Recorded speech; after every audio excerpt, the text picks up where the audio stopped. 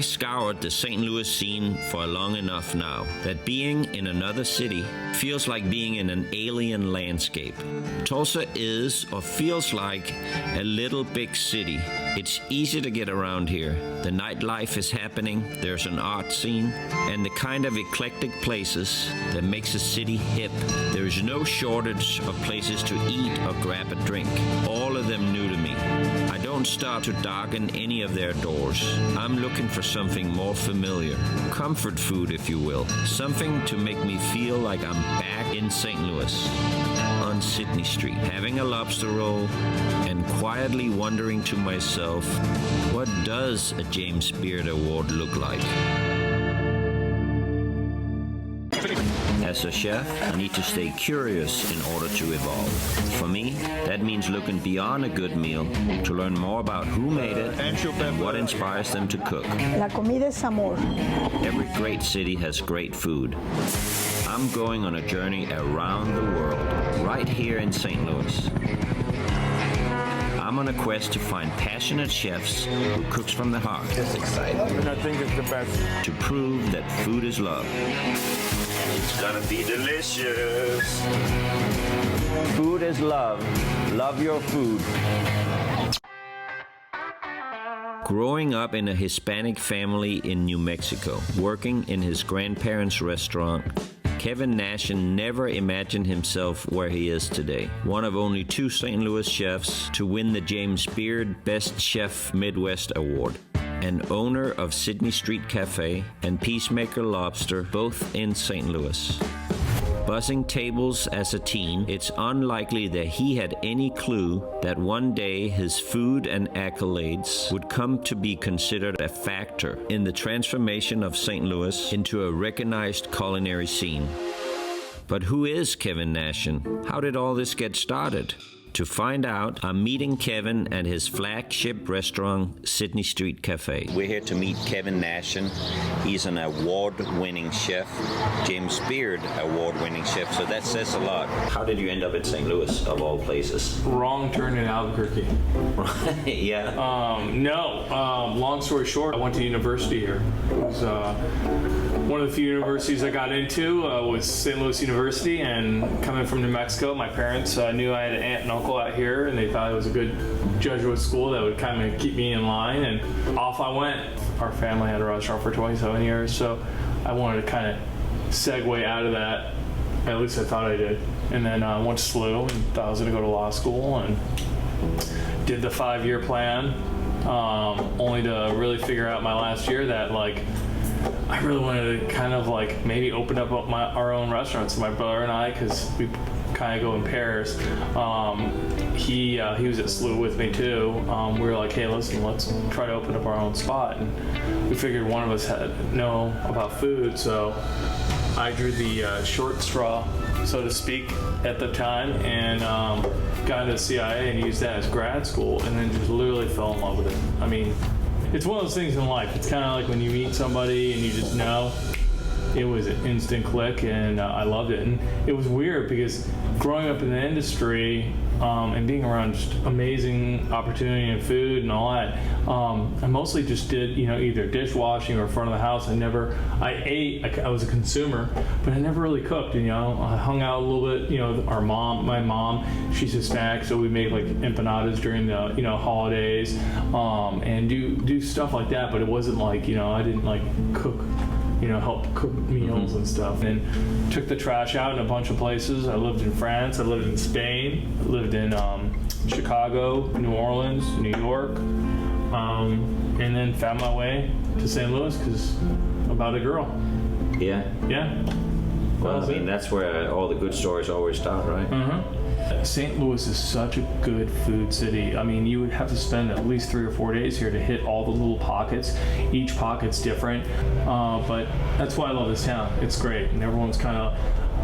I love it that everyone's different too. Yeah. Not everyone's mimicking each other, and everyone's kind of beating their own path, and that's how it should be. That's called a good food city. The one cool thing that I love with cooking, and I tell everyone that comes and works with us, that is that you get paid twice.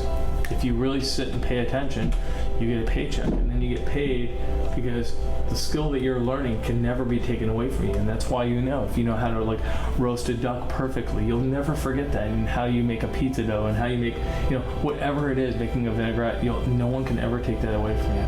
It is a skill set you can take wherever. You can go live in Spain, you can go live anywhere and take that with you. You don't even need to have a conversation. You can just start cooking. Let's go out there, I'll show you the garden. So far, Kevin Nashan seems like a nice guy. All the garnishes and stuff for certain dishes are all out here.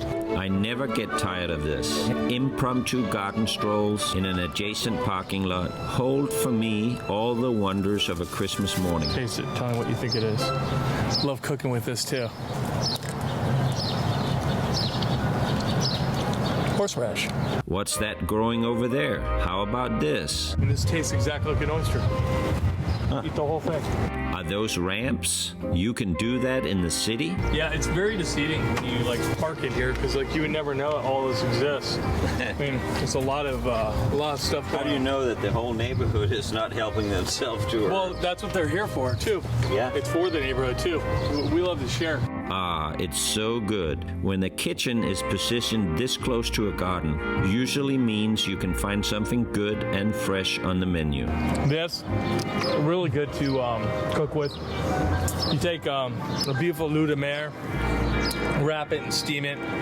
And horseradish grows well here in the Midwest. It does, in Illinois too, right? All of this walking around and food talk has me looking forward to lunch. And lucky for me, Kevin's restaurant Peacemaker's Lobster and Crab is just down the street. Prior to Peacemaker, anyone with a basic understanding of restaurant logistics would have laughed at a high-volume seafood concept done this well in St. Louis. But Kevin Nashan is killing it. The kitchen is getting slammed, so Kevin steps in to help. Like my parents really gave us, the biggest thing that they gave us was a work ethic. Yeah. And to really show like, hey, listen, no matter what you do, you really, truly just gotta like weather the storms. There's gonna be so many storms. Just weather them and good will happen. He is such a nice guy. This is what I do best when I visit all these restaurants is eat.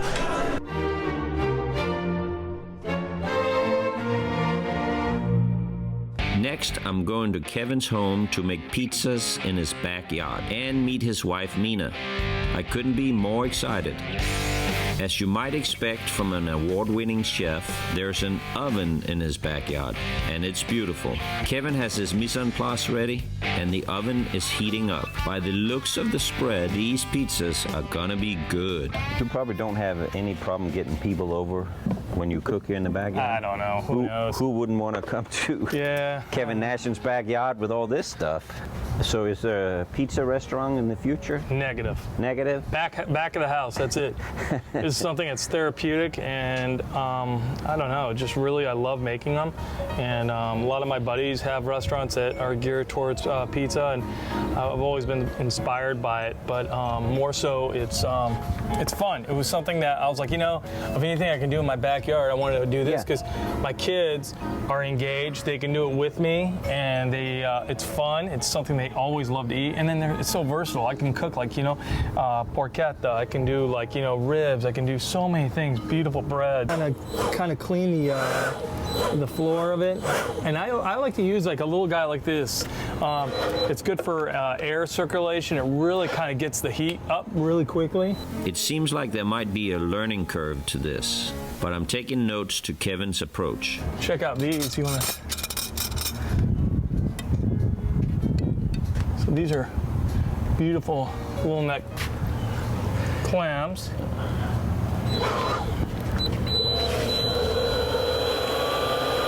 And you know how masculine that looks too when you shoot in there with that thing? Yeah, it does. To make matters warmer, the temperature outside today is over 100 degrees. Ironically, the saving grace is that the oven is nearly 750 degrees, and our pizzas are done in mere minutes. Ours is kind of a little thinner, and we'll just kind of dock it with a little fork. But this is good for the boys.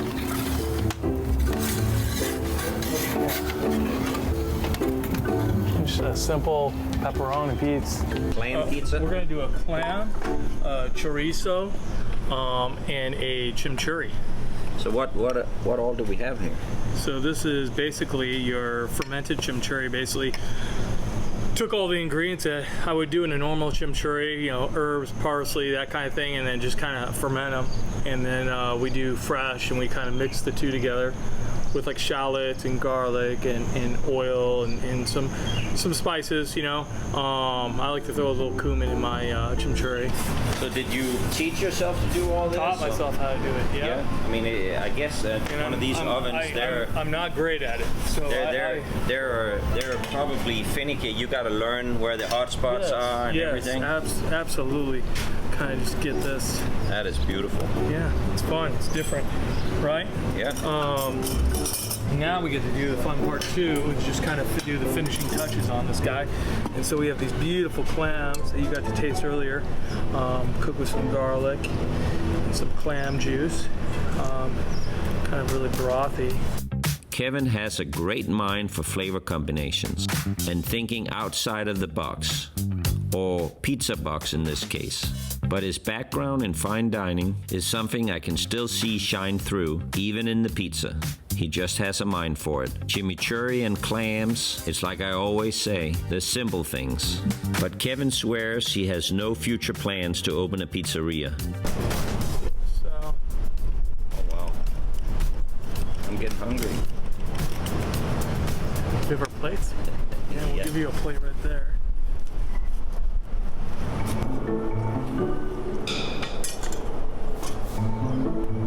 It's the first time I've ever had clams on a pizza. I love the clams, I love the sausage, and I love all the love there's in this pizza. Chewy! No, come back here, hon. The what? Kevin's wife and business partner, Kevin Nashan, just arrived, and I can't wait to try to get some dirt on Kevin. I mean, he's such a nice, talented guy, but there has to be something she can tell me. He must be hiding something. When's the last time he asked for a raise? Kevin, I'm sure Kevin has told you. He literally I haven't gotten a paycheck since when? 21 years? Yeah. 22 years? Kevin, he loves books, to collect books and cookbooks.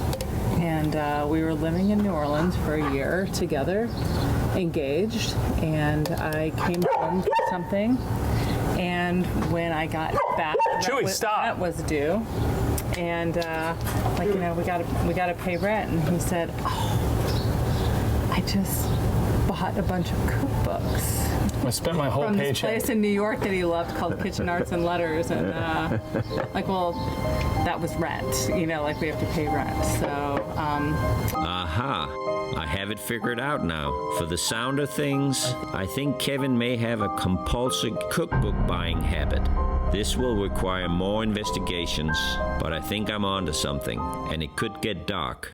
But at any rate, the pizza is delicious and the company can't get any better. Mina and Kevin is a picture of a symbiotic restaurant marriage. They have grown together along with their business and share the same vision. That's what makes it work, and you can see it in them. They were so gracious to welcome me into their home. I'll never forget this. Pizza making in Kevin Nashan's backyard.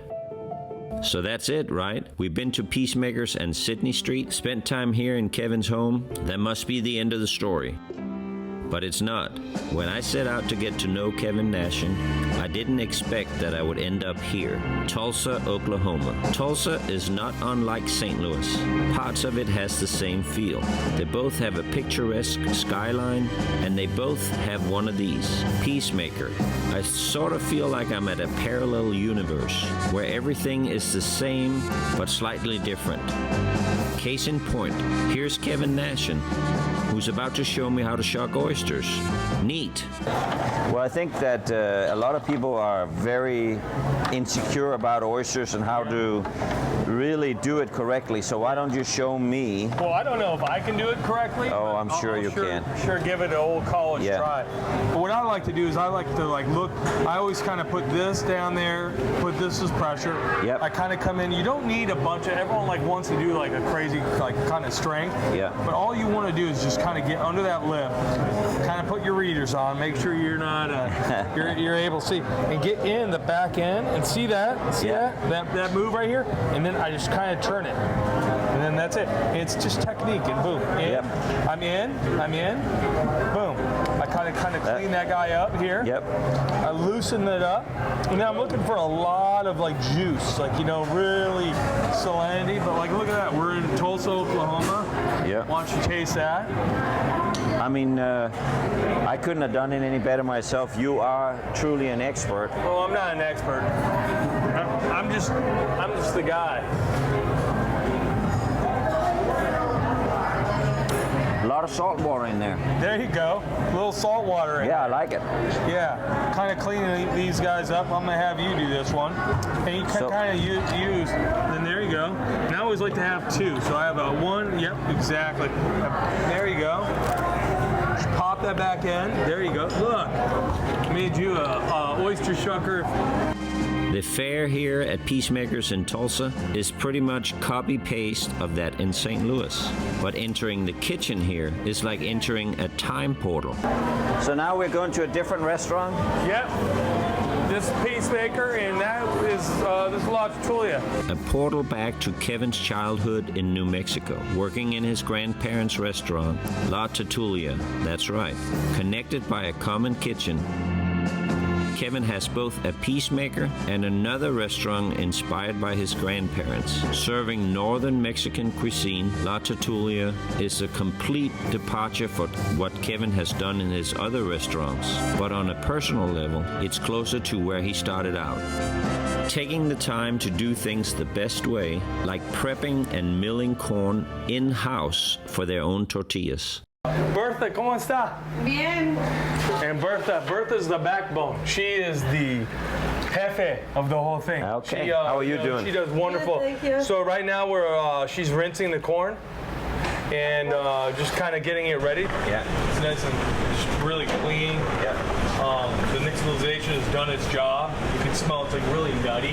That's what makes all the difference. And they have this down to a science. But running 2 restaurants in another state takes more than a dream and good food. Kevin had to build a team that he could trust to pull it off. And in today's world, staffing is the hardest part. But somehow, Kevin made it happen. Ryan's our chef. Hi. Ryan's the chef at both spots, at Peacemaker and LaTertullia. He is definitely the jefe. Okay. Yep. Glad to have you all today. Yeah, it's just good to have a ninja. He's a ninja. Yeah. It's a treat. Every kitchen needs a ninja. Yeah. It almost feels like we're in the way, right? Yeah, no, you are. We are. Yeah. We're in the way. Yeah. It's good. The dual kitchen setup could be a recipe for disaster, but here it's running like a well-oiled machine. This is what we all love, the craziness of a kitchen. We're right in the middle of this restaurant, Kevin Nashan's restaurant, and this is what I live for. I mean, there's a lot of things going on in here.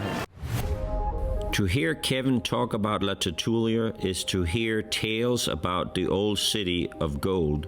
But it's not a myth. Kevin has brought new life to something his grandparents created, and the food here is exceptional. At the end of a long day, I'm glad I came to Tulsa to experience this myself. It has painted a far more personal side of Kevin's story for me. He's more than just a James Beard Award winner. He's more complex than just Sidney Street. You gotta get some of that egg though, yeah. Going into the kitchen from one restaurant to the other in Tulsa, I couldn't help to see a parallel of Kevin working between 2 cities, going into the kitchen in one and coming out in another. But in doing this, he has brought it full circle. The restaurant he started in is the same one where he will finish, so to speak. It's poetic. And I don't think there is a better tour guide to show you around Tulsa. I think you find that in Tulsa. That's like a lot of the admiration I have for this town is there's a lot of people that do a lot of really good things with the fortunate circumstances they're in, and it's I think that's what life's about. It seems impossible to tell the story about Kevin Nashan without mentioning the James Beard Award in 2017 and how that cemented his place as a culinary titan of the Midwest. A champion who injected a huge dose of pride into the St. Louis food world. While all that is true, that isn't what makes Kevin a champion chef. It was how he treated those around him, those who works with him. When things got busy in the restaurant, he jumped in besides them. He really is a great guy. Genuine, thoughtful, creative. I see now how opening LaTertullia was a full circle moment for Kevin. A restaurant built on sentiment, nostalgia, and the same longing for the food of your childhood that we all have. Only Kevin recreated it and is sharing it with the rest of the world. It's personal and beautiful. But I'm still left wondering, what does a James Beard Award look like? Yeah. And initially in Tulsa, we didn't know for sure that that's where it was going to be. I don't think. I mean, I think We didn't know always where it was knew going to that be. We didn't know if it was wanted going to happen, do that, like yeah. LaTertullia. But there were so many people in that town that when you think about it, where, you know, it is very south. It's very southern, but it's very southwest. Yeah. With all the Native American, and people go, you know, travel to New Mexico and to Santa Fe, and immediately when we were there and people learned that he was from Santa Fe, and They knew a folks' restaurant. They knew his grandparents' restaurant, and people would come into the restaurant just to say that they had met his My grandparents. and their stories of the restaurant. And it was just this immediate, you know, thing where it's like, well, here it just landed. It was meant to be. It was meant to be. Well, hopefully, yeah. You know, It you was. just, yeah. As Kevin pours us a glass of champagne in his home library, I look around the room and begin to realize this is confirmation. Not only was I right about his cookbook obsession, but it may be even worse than I imagined. I mean, look at him.